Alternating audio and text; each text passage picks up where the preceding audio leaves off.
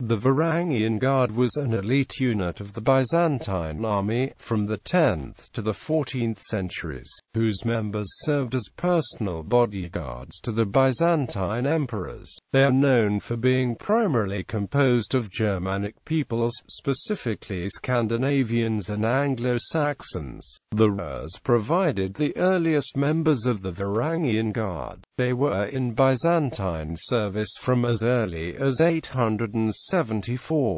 The Guard was first formally constituted under Emperor Basil II in 988, following the Christianization of Kievan Rus by Vladimir I of Kiev. Vladimir, who had recently usurped power in Kiev with an army of Varangian warriors, sent 6,000 men to Basil as part of a military assistance agreement. Basil's distrust of the native Byzantine guardsmen, whose loyalties often shifted with fatal consequences, as well as the proven loyalty of the Varangians, many of whom had previously served in Byzantium, led the emperor to employ them as his personal guardsmen. Immigrants from Sweden, Denmark, Norway and Iceland kept a predominantly Norse caste to the organization until the late 11th century. In these years, Scandinavian men left to enlist in the Byzantine Varangian Guard in such numbers that a medieval Swedish law from Vasa Gotland declared no one could inherit while staying in Greece, the then Scandinavian term for the Byzantine Empire, to stop the emigration, especially as two other European courts simultaneously also recruited Scandinavians, Kievan Rus c. 980-1060 and London 1018-1066, composed primarily of Norsemen and Rus for the first 100 years. The Guard began to see increased inclusion of Anglo-Saxons after the Norman conquest of England. By the time of the Emperor Alexios Komnenos in the late 11th century, the Varangian Guard was largely recruited from Anglo-Saxons and others who had suffered at the hands of the Vikings and their cousins the Normans. The Anglo-Saxons and other Germanic peoples shared with the Vikings a tradition of faithful oath-bound service, and after the Norman invasion of England there were many fighting men who had lost their lands and former masters and looked for a living elsewhere. The Varangian Guard not only provided security for the Byzantine emperors, but also participated in many wars, are often playing a decisive role,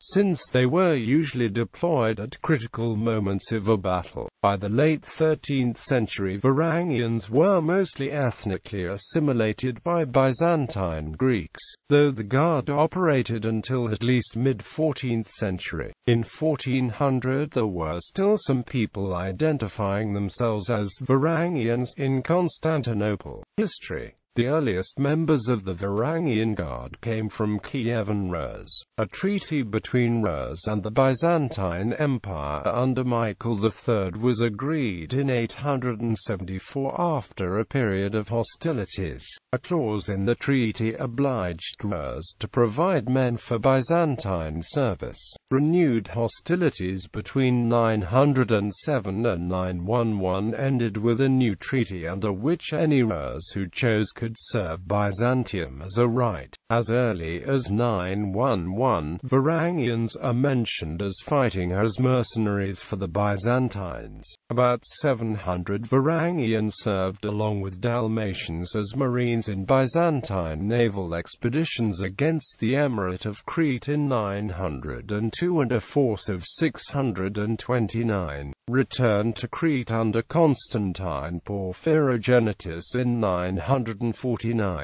A unit of 415 Varangians was involved in the Italian expedition of 936. It is also recorded that there were Varangian contingents among the forces that fought the Arabs in Syria in 955. During this period, the Varangian mercenaries were included in the Great Companions. In 988, Basil II requested military assistance from Vladimir I of Kiev to help defend his throne. In compliance with the treaty made by his father after the siege of Dorostolon, Vladimir sent 6,000 men to Basil. Vladimir took the opportunity to rid himself of his most unruly warriors, which in any case he was unable to pay. This is the presumptive date for the formal permanent institution of an elite guard. In exchange for the warriors, Vladimir was given Basil's sister Anna in marriage. Vladimir also agreed to convert to Christianity and to bring his people into the Christian faith. In 989, these Varangians, led by Basil II himself, landed at Crispolis to defeat the rebel general Bardus Phocas. On the field of battle, Phocas died of a stroke in full view of his opponent. Upon the death of the leader, Phocas' troops turned and fled. The brutality of the Varangians was noted when they pursued the fleeing army and cheerfully hacked them to pieces. These men formed the nucleus of the Varangian Guard, which saw extensive service in southern Italy in the 11th century, as the Normans and Lombards worked to extinguish Byzantine authority there. In 1018, Basil II received a request from his Catapan of Italy, Basil Boioan, for reinforcements to put down the Lombard revolt of Melis of Bari. A detachment of the Varangian Guard was sent, and in the Battle of Cannae, the Byzantines achieved a decisive victory. The Varangians also participated in the partial reconquest of Sicily from the Arabs under George Maniax in 1038.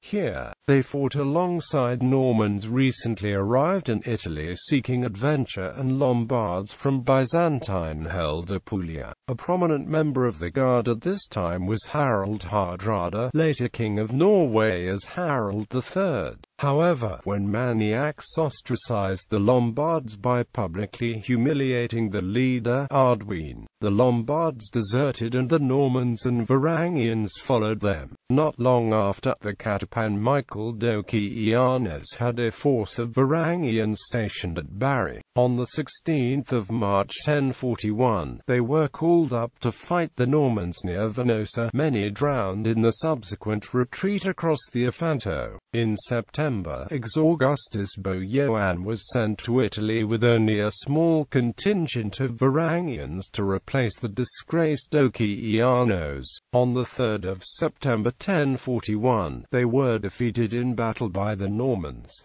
Many of the last Catapans were sent from Constantinople with Varangian units. In 1047, John Raphael was sent to Bari with a contingent of Varangians, but the Bariots refused to receive his troops and he spent his term at Otranto. 20 years later, in 1067, the last Byzantine Catapan in southern Italy, Mabrica, arrived with Varangian auxiliaries and took Brindisi and Taranto. At the disastrous Battle of Manzikert in 1071, virtually all the emperor's guards fell around him. Composed primarily of Scandinavians for the first 100 years, the Guard began to see increasing numbers of Anglo-Saxons after the successful invasion of England by the Normans. In 1088, a large number of Anglo-Saxons and Danes emigrated to the Byzantine Empire by way of the Mediterranean. One source has more than 5,000 of them arriving in 235 ships. Those who did not enter imperial service settled on the Black Sea coast, building and garrisoning the town of Civito for Alexios I. Those who did became so vital to the Varangians that the Guard was commonly called the Inglum Barongoi from that point. In this capacity, they fought in Sicily against the Normans under Robert Guiscard, who unsuccessfully sought to invade the Lower Balkans as well. Writing about the unit as it was in 1080, the chronicler and Princess Anna Komnena refers to these axe-bearing barbarians as being from Thule. likely a reference to the British Isles of Scandinavia. Likewise, the Byzantine civil servant, soldier and historian John Kinemos calls these axe-bearers the guarded the emperor, the British nation, which has been in service to the Roman emperors from a long time back. Kinemos was writing in the later 12th century, indicating perhaps that the more Dane and Saxon composition of the Guard continued to the point of the Fourth Crusade. The Varangians relied on a long axe as the main weapon, although they were often also skilled swordsmen or archers. In some sources, such as Anna Comnen's The Alexiad, they are described as mounted. Both Vikings and elite Anglo-Saxon warriors routinely used horses for strategic mobility, even though they normally fought on foot. The Guard was stationed primarily around Constantinople, and may have been barracked in the Bucolion Palace complex. The Guard also accompanied armies into the field, and Byzantine chroniclers often note the battlefield prowess, especially in comparison to the local barbarian peoples. They were vital to the Byzantine victory under the Emperor John II Komnenos at the Battle of Beria in 1122. The Varangians hacked their way through the enemy's circle of Pekeneg wagons, collapsing the Pekeneg position and causing a general rout in their camp. The Varangians were described by 11th century Byzantine historian Michael Psellos as thus: the whole group carry shields and brandish on the shoulders a certain single-edged, heavy iron weapon, which is understood to have been a daniax. However, a mistranslation of the Greek text has led some to refer to the weapon as a rhomphair, which most likely occurred as a product of Atticism in Byzantine literature. They were prominent in the defense of Constantinople during the Fourth Crusade. Of the role of the Guard, it is said that the fighting was very violent and there was hand-to-hand fight with axes and swords. The assailants mounted the walls and prisoners were taken on both sides. The latest mention of Varangian Guard is in the Greek version of the Chronicle of the Morea, which state this unit escorted the Prince of Achaia away to prison after the Battle of Pelagonia in 1259. Historian D.J. Giannakopoulos suggests they were reconstituted by Theodore I Lascaris to strengthen his claim as the rightful emperor. People identified as Varangians were to be found in Constantinople around 1400. Function. The duties and purpose of the Varangian Guard were similar, if not identical, to the services provided by the Kievan Droshina, the Norwegian Herd, and the Scandinavian and Anglo-Saxon housecarls. The Varangians served as the personal bodyguard of the emperor, swearing an oath of loyalty to him. They had ceremonial duties as retainers and declaimers and performed some police duties, especially in cases of treason and conspiracy. They were headed by a separate officer, the Akolithos, who was usually a native Byzantine. The Varangian Guard was only used in battle during critical moments, or where the battle was most fierce. Contemporary Byzantine chroniclers note with a mix of terror and fascination that the Scandinavians were frightening both in appearance and in equipment. They attacked with reckless rage and neither cared about losing blood nor the wounds. The description probably refers to berserkers, since this state of trance is said to have given them superhuman strength and no sense of pain from the wounds. When the Byzantine emperor died, the Varangians had the unique right of running to the imperial treasury and taking as much gold and as many gems as they could carry, a procedure known in Old Norse as polutesva. This privilege enabled many Varangians to return home as wealthy men, which encouraged even more Scandinavians to enlist in the Guard in Miklagarth. The loyalty of the Varangians became a trope of Byzantine writers. Writing about her father Alexios's seizing of the imperial throne in 1081, Anna Komnena notes that he was advised not to attack the Varangians who still guarded the emperor Nikephoros, for the Varangians regard loyalty to the emperors and the protection of the persons as a family tradition, a kind of sacred trust. This allegiance, she noted, they preserve inviolate, and will never brook the slightest hint of betrayal. Unlike the native Byzantine guards mistrusted by Basil II, the Varangian guards' loyalties lay with the position of emperor, not at the man that sat on the throne. This was made clear in 969 when the guards failed to avenge the death by assassination of Emperor Nikephoros II. A servant had managed to call for the guards while the emperor was being attacked, but when they arrived he was dead. They immediately knelt before John Zimisks, Nikephoros' murderer, and hailed him as emperor. Alive, they would have defended him to the last breath. Dead, there was no point in avenging him. They had a new master now. This reputation exceeds the truth in at least 2 recorded instances. In 1071, after Emperor Romanos IV, Diogenes was defeated by Sultan Alparslan. A palace coup was staged before he could return to Constantinople. Caesar John Doukas used the Varangian Guard to depose the absent emperor, arrest Empress Eudoxia, and proclaim his nephew, stepson of Diogenes, Michael VII, as emperor. Thus, instead of defending their absent emperor, the Varangians were used by the usurpers, proving the loyalty to the throne, if not always the current occupier of that throne. In a more sinister episode, the historian Joanne Zonaras reports the guard revolting against Nikephoros III Botanites after the blinding of the general Nikephoros Bryennios in 1078, planning to kill him, but being suppressed by loyal troops. They subsequently asked for and received a pardon. Runestones. There are a number of raised stone memorials called runestones throughout Scandinavia. Many date to the Viking Age, and there are many associated with the Varangian Guards. These Varangian runestones commemorate various fallen warriors through carved runes, and mention voyages to the eastern route, or to more specific eastern locations such as Garthariki. The losses that the Varangian Guards suffered are reflected by the largest group of runestones that talk of foreign voyages, such as those termed the Greece runestones.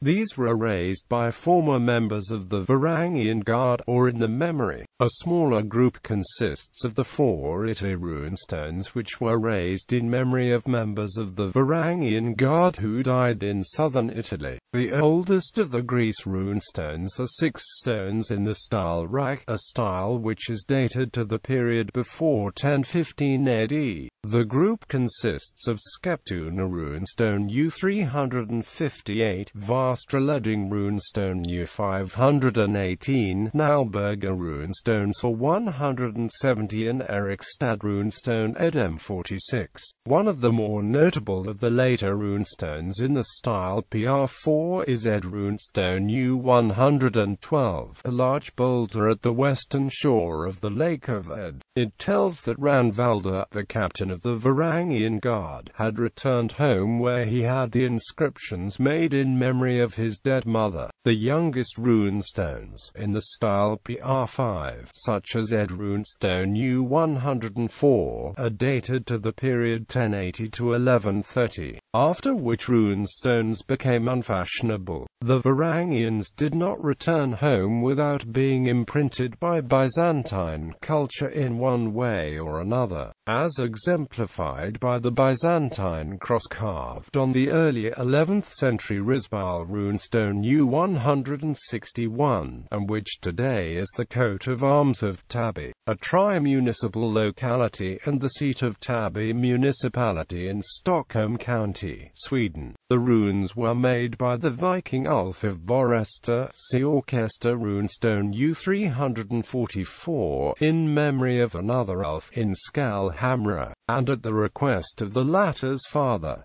Norse sagas. According to the sagas, the West Norse entered the service of the Guard considerably later than the East Norse. The Laxdorala saga informs that the Icelander Bolli Bollason, born c. 1006, was the first known Icelander, a Norwegian in the Varangian Guard, traveling to Constantinople via Denmark. He spent many years in the Varangian Guard, and was thought to be the most valiant in all deeds that try a man, and always went next to those in the forefront. The saga also records the finery his followers received from the emperor, and the influence he held after his return to Iceland. Bolli rode from the ship with 12 men, and all his followers were dressed in scarlet, and rode on gilt saddles, and all were their trusty band. Though Bolli was peerless among them, he had on the clothes of fur which the Garth king had given him. He had over all a scarlet cape, and he had foot-bide girt on him, the hilt of which was dight with gold, and the grip woven with gold. He had a gilded helmet on his head, and a red shield on his flank, with a knight painted on it in gold. He had a dagger in his hand, as is the custom in foreign lands, and whenever they took quarters the women paid heed to nothing but gazing at Bolli and his grandeur, and that of his followers.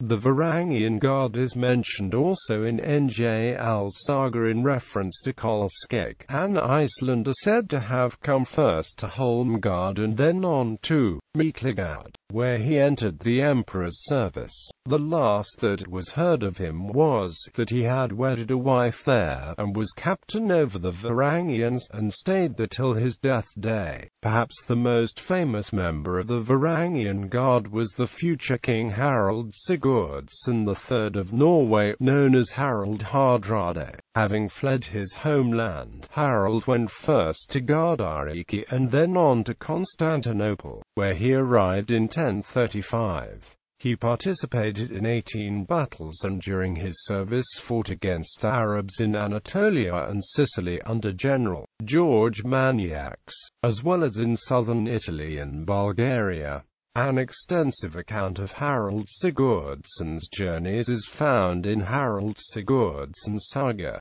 During his time in the Varangian Guard, Harald earned the titles of Manglevites and Spatharo-Candidatos, but his service ended with his imprisonment for misappropriation of imperial plunder taken during his command. He was released upon the dethronement of the Emperor Michael V, and saga sources suggest he was the one sent to blind the emperor when he and his uncle fled to the church of Studian monastery and clung to the altar. Harald then sought to leave his post, but was denied this. He eventually escaped and returned home in 1043, becoming King of Norway before eventually dying at the Battle of Stamford Bridge while invading England in 1066. The Varangian Guard regained some of its old Scandinavian flavor when Harald Hardrade's grandson, Sigurd I of Norway, went on the Norwegian crusade to the Holy Land. After fighting battles against the Muslims, King Sigurd in 1110 let the rest of his force, who originally numbered 6,000 men,